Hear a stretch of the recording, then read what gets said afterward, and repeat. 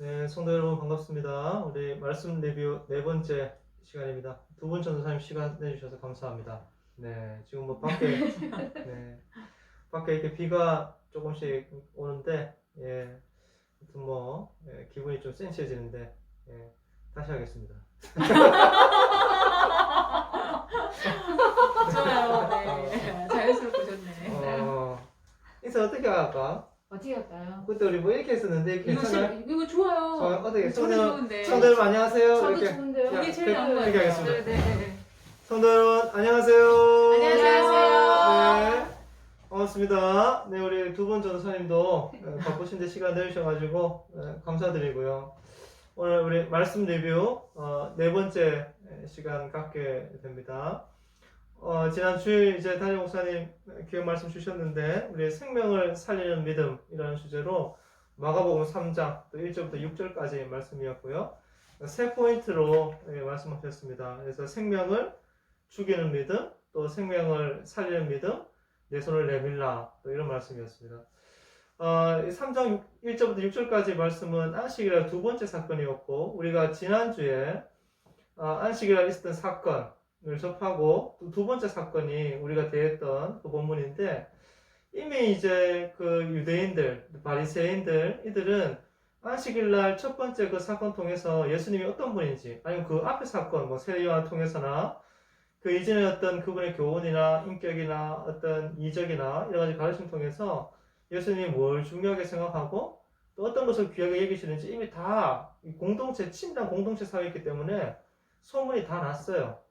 그리고 안식일을 주님이 최고의 가치를 생각하는 게 뭔가에 대해서 다 드러났음에도 불구하고 두 번째 안식일 사건 때 드러나는 것은 1절부터 6절까지 이미 예수님이 안식일에 어떤 일을 행하실까에 대해서 이미 다 알고 이 예수는 반드시 생명을 살리는 일, 사람 살리는 일을 할 것이기 때문에 율법을 범할 것이다. 이걸 꼬투리 잡는 너무 좀 이상한, 우리가 바라볼 때 상식적이지 않은 그런 어떤 병든 신앙의 모습을 보여주고 6절을 보면 예수님을 죽이려고 모의하는 그런 정말 가슴 아픈 모습까지 드러내는 것이 오늘 본문의 사건이거든요.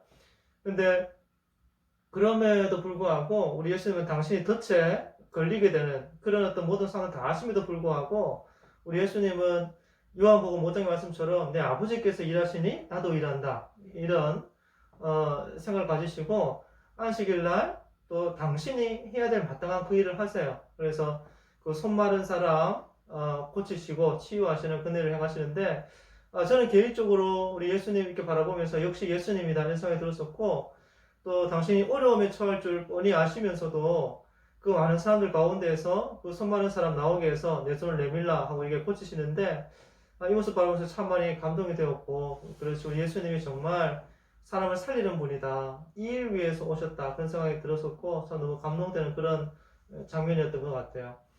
그래서 개인적으로 지금 생각을 하면서 저는 좀 이렇게 예수님과 그 손 마른 사람의 관계 좀 생각했었거든요. 그래서 나 역시도 담임 목사님 말씀하실 때 우리 모두가 사실은 손 마른 사람인데 또 저 역시도 또 손 마른 사람인데 지금까지의 삶의 여정을 이렇게 돌아볼 때 그래 예수님이 이렇게 마른 손 같은 내 인생 주님이 만져주시고 회복해 주셨지 이런 생각 좀 많이 하면서 은혜가 많이 되셨던 것 같고 그래서 좀 자연스럽게 그냥 생각이 됐던 게 내 인생의 마른 손은 뭐였나 본문에 드러나는 이 마른 손 각자 다를 수 있을 것 같아요.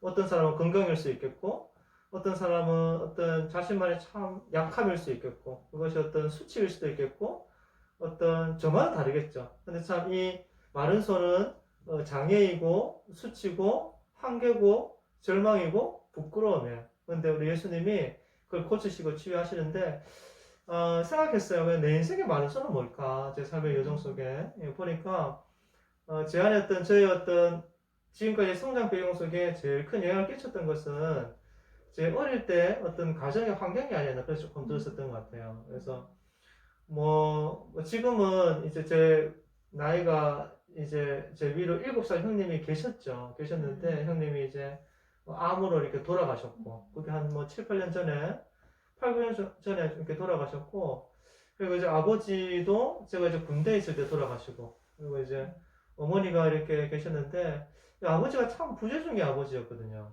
옛날에는 공무원도 이렇게 하시기도 하고 그래서 집안이 조금 괜찮았다 그랬는데 하여튼 이렇게 가정에는 별로 관심이 없고 그래서 이제 어릴 때 늘 기억이 엄마만 어머님은 그냥 죽을 똥 살 똥 일하시고 뭐 그런 어떤 모습 많이 봤었던 것 같고 뭐 이제 그런 어떤 그래서 막 아버지는 무책임하고 늘 밖으로 돌아다니고 뭐 엄마한테 돈 달라 그러고 그럼 엄마는 또 그걸 뭐 뒤에도 감당을 해야 되고 또 이제 어릴 때 이 형은 그런 이제 철이 좀 들기 시작하면서 그런 아버지가 너무 싫은 거야.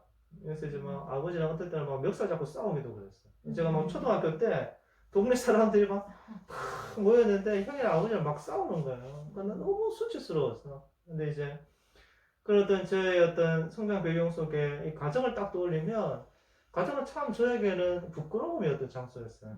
그리고 이제 누군가에게 오픈하기 참 어려운 어떤 수치, 어떤 그런 부분이었고 제가 이제 나중에 저의 어떤 있는 모습 그대로 뭐 제 가정이든 뭐든지 이렇게 나는 내 가정은 이래요.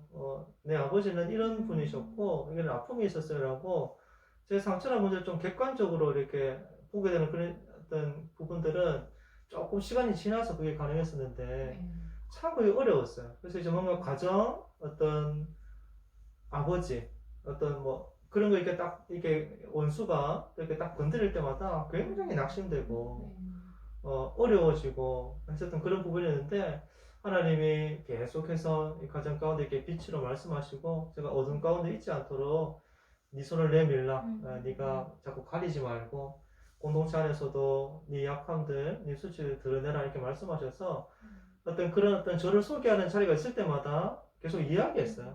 이야기하는데 어느 순간에 보니까 이 어떤 저의 아픔을 어떻게 보면 좀 수치일 수 있는데 이 부분을 그냥 좀 되게 객관적으로 이야기하더라고요. 그래서 너무 감사했었던 시간이었는데 그게 좀 저한테는 가정의 어떤 그런 참 이렇게 숨기고 싶은 어떤 아픔들 너무 싫은 육신의 아버지 너무 고생하시는 엄마 방황하는 형 그게 참 저한테는 성장 배경 속에 참 마른 손이었다.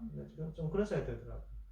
우리 뭐 두 분 전사님 뭐 좀 어땠는지 한번 좀 뭐 들어볼까요? 네, 뭐 편하게 얘기 나누셔도 좋을 것 같아요. 우리가 뭐 우리 상처 잔치하는 게 아니니까. 네, 그렇죠. 네네네네. 네. 우리 뭐 목장 안에서 사실은 네. 치밀하게 이런 얘기 나눌 수 있는 거니까. 그렇죠. 예, 네. 뭐 편하게 한번 얘기 나눠보시죠. 네.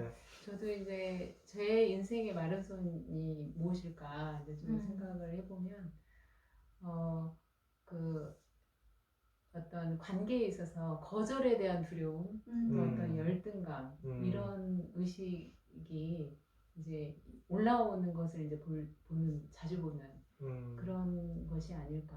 아 사람과의 관계에서 오는 네. 거절감, 네. 이런 부분 열등감. 네. 그런데 이제 왜 이렇게까지 됐는지 이제 보려면 저희 가정 환경을 잠깐 말씀해 주셨는데 저희가 8남매예요. 와. 네, 8남매 중에 제가 8번째예요. 그런데 제가 저를 부모님이 갖기 전에 훨씬 전에 스님이 저희 부모님에게 쓱께서 쓱께서 이 가정은 7남매를 둘 것이다 라고 예언을 한 거예요. 그래서 세상에. 저희 부모님이 그때 당시에 불교를 아주 열심히 믿으셨기 때문에 그 말을 믿으셨던 것 같아요. 그런데 8번째 저를 가지시고 이제 태어나지 말아야 될 아이가 생긴 거잖아요. 그래서 이제 부모님은 이 아이를 지워야 되겠다 이렇게 결정을 하시고 하셨는데 이제 그때 그 당시에 저희 마을에 소파 수술이라는 들어보셨는지 모르겠어요. 모르겠습니다. 이제 지금의 임신 중절 수술. 네네네. 네. 그런 수술이 이제 유행하던 때였어요. 그래서 저희 엄마도 소파 수술을 받으러 이제 저희 집이 시골에 있기 때문에 1시간 거리에 그 시내로 가야 되는 거예요. 그래서 이제 기차를 타려고 역에서 기다리고 있는데 먼 친척을 만나게 돼서 이제 친척한테 이런 사정을 얘기하다가 그 친척이 그 중절수술 받으면 천벌 받는다 이런 얘기를 들으면서 엄마가 마음을 고쳐먹고 나와야 되겠다라고 생각하시고 집으로 다시 돌아가셨죠. 그래서 제가 태어나게 된 겁니다. 어머 세상에. 네, 박수. 우리 안 그러면 저도 못 볼 뻔했네. 그러니까 네. 이 좋으신 분을. 하나님이.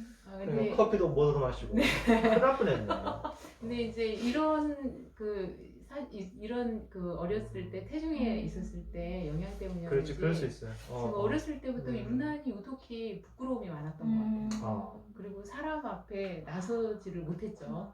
그리고 사람들이 나를 좋아하기보다는 좋아하지 않는다라고 더 생각을 많이 했고 심지어 부모님도 저를 좋아한다는 확신이 없었어요. 굉장히 좀 특이하죠. 근데 저도 왜 그러는지 뿌리 몰랐는데 깊은 거절감이 네. 있으시구나. 그래서 나중에 제가 이제 알게 된 거는 태중에 있을 때 엄마한테 거절을 받은 아이는 그 존재적인 거절 의식을 갖고 태어난다고 들었어요. 그래서 이제 제가 어렸을 때부터 그런 그 성향을 좀 저도 이해하게 됐었죠. 예, 그런데 그래서 이제 그 성장 시기가 그런 관계에서 오는 그런 두려움, 그런 거절에 대한 두려움, 열등의식 이런 것들이 많이 있었던 것 같아요. 네, 그러다가 제가 20대 초반에 감사하게도 하나님의 은혜로 예수님을 만났고 또 하나님의 사랑을 알면서 저의 그런 부정적인 그 성향들이 조금씩 이제 많이 변화된 것 같아요. 그래서 이제 너무 감사하죠. 하나님의 은혜죠. 그래서 이제 이런 어려움을 이제 나눌 수도 있게 됐는데 그런데 이제 지금 사역자가 됐잖아요. 근데 솔직히 고백하기는 사역자가 됐는데도 제가 가끔씩 힘든 일이 생길 때 그런 거절에 대한 두려움, 그런 열등의식이 올라오는 걸 제가 느껴요. 예, 그래서 그것이 저에게도 많이 회복이 되었지만 지금도 좀 남아있는 부분이 아닌가 이런 생각을 했습니다. 그렇구나. 네, 선생님 들으셨어요? 저도 마른 손 하니까 생각나는 게 먼저 두 명이 떠올랐어요. 저하고 아빠. 네.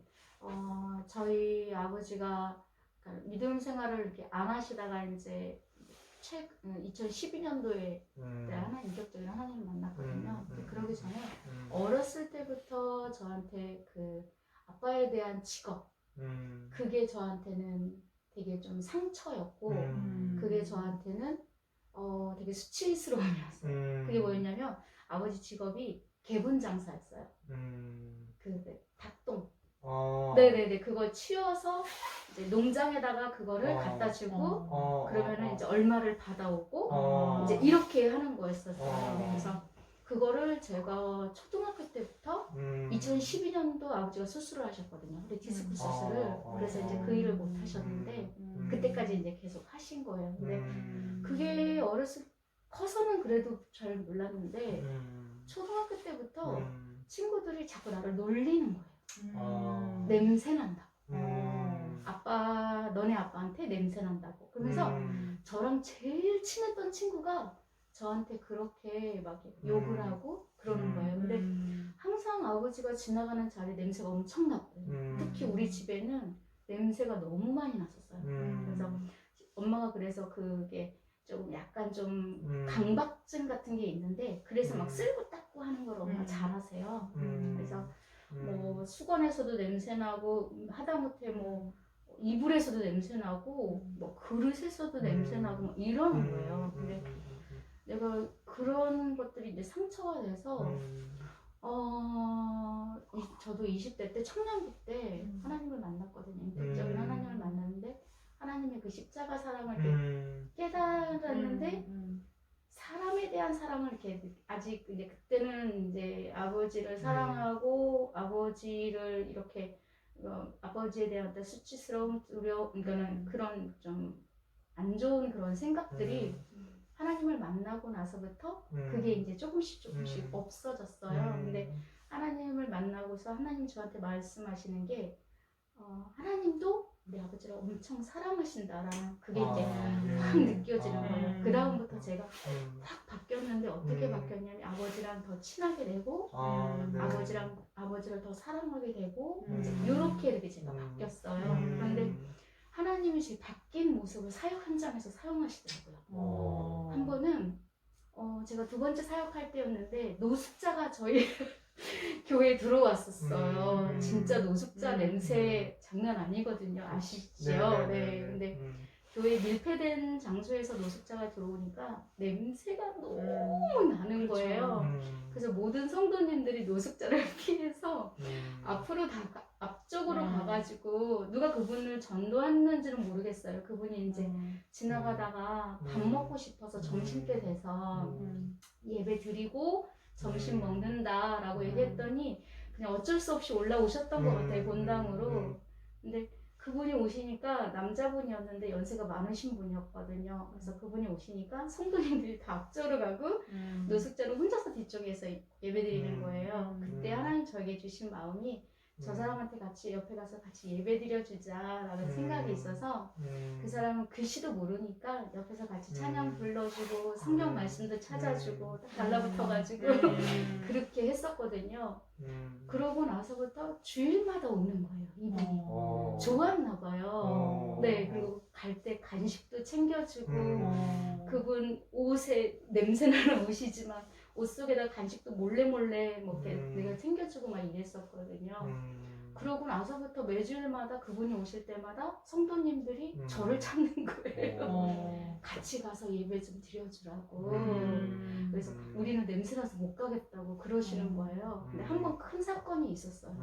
그분이 본당에서 오줌을 싼 거예요. 노숙자가 와서 그냥 오줌을 싸버리니까 그걸 치울 수 있는 사람이 아무도 없는 거예요. 그래서 제가 얼른 가가지고 이렇게 그거를 정리하고 정리해주고 치워주고 이제 이렇게 했던 부분들이 있었어요. 그랬더니 그 다음부터 성도님들이 조금씩 그러니까 저를 바라보는 눈초리나 그리고 저한테 대하는 것이나 조금씩 이렇게 바뀌기는 하더라고요. 그런데 저는 그게 아니라 어렸을 때부터 그 냄새 났던 그게 몸에 배서 이제 아버지를 사랑하는 마음이 생기다 보니까 그분한테 냄새 나는 게 문제가 아닌 거예요. 오히려 저분이 한 번이라도 들어와서 예배를 통해서 하나님을 만났으면 좋겠다라는 그런 생각으로 같이 예배 드려주고 찬양 드려주고 막 이제 이랬는데 그게 기억이 나요. 그래서 네. 예, 그렇구나. 뭐 우리가 사실은 뭐 이런 주제로 이렇게 이야기를 하고 나누는 거 영상을 찍어보자 했는데 우리가 나누면서 사실은 우리가 뭐 리허설 안 해봤거든요. 제가 이제 처음 듣는데 우리 뭐 두 분 전도사님이 되게 귀하시네요. 너무 귀하시고 참 하나님 은혜가 뭔지 알고 그 은혜 안에 이제 정말 어떤 변화된 삶의 이야기, 간증, 정말 주님 만나주신 어떤 그런 이야기들이 있어서 얘기 듣는데 제가 뭐 그냥 한 얘기가 아니고 정말 좀 감동이 되고 또 우리 김주희 전도사님 또 우리 조명환 전도사님 이렇게 정말 이 자리에 서 계신 것 자체만으로 하나님 얼마나 기뻐하실까. 나도 조금 곱살에 끼어서 그래서 뭔가 우리가 큰 일을 하고 도드라진 어떤 그런 삶이 아니어도 우리 인생이 하나님 앞에서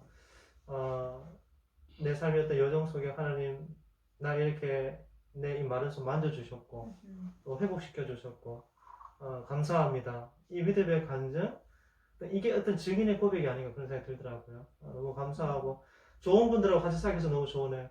감사합니다. 감사합니다. 너무 감사하고 좋은 것 같고 우리 뭐 교회 안에서도 또 우리 또 목장 안에서도 우리 예수님이 네 손을 내밀라 이렇게 말씀할 때 이 손 마른 사람이 수치와 두려움을 무릅쓰고 손을 내밀었습니다. 그것은 정말 그 손을 내미는 게 용기고 믿음이고 어떤 의미에서 순종인 것 같아요.